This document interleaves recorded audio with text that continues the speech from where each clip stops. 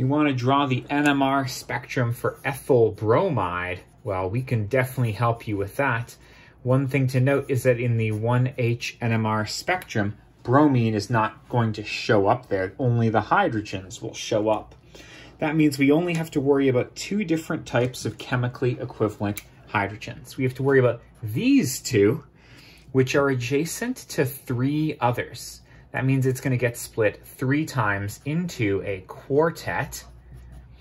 And these 3 hydrogens are going to get split twice because they're adjacent to 2 other hydrogens.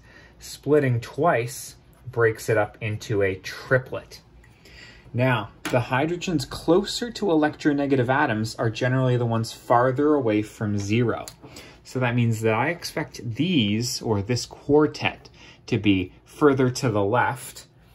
And I expect this triplet, now again, it's a triplet because it's adjacent to 2 of them, not because there are 3 of them, will be closer to 0. Now, this is always measured in ppm, and sometimes there's a little spike here for TMS, tetramethylsilane. Let's start with the low resolution one. Low resolution means you're not going to get the actual splitting, you're just going to put peaks where you expect them to be. Now again, these 3 hydrogens are farthest away from the electronegative atoms, so they're going to be closest to 0. In fact, in this molecule, it sits at about 1.7 ppm. As you get closer to the electronegative atoms, you have to shift yourself farther to the left or away from 0. In this molecule, those 2 hydrogens sit at about 3.4.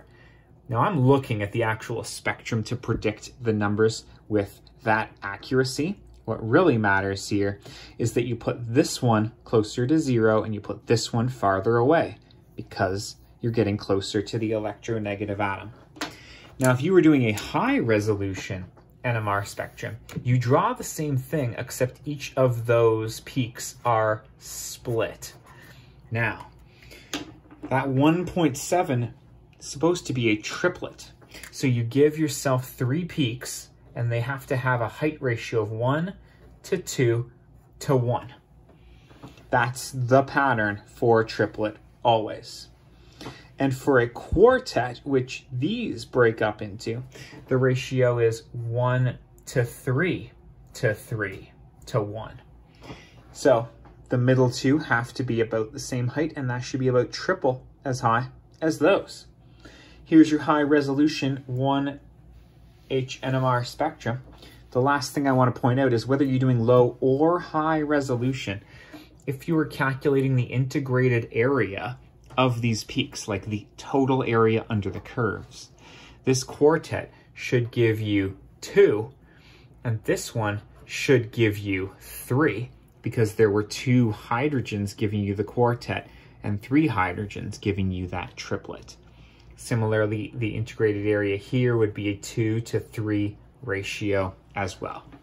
Great, congratulations. You've drawn the NMR spectrum of ethyl bromide with your best friend, me. Best of luck.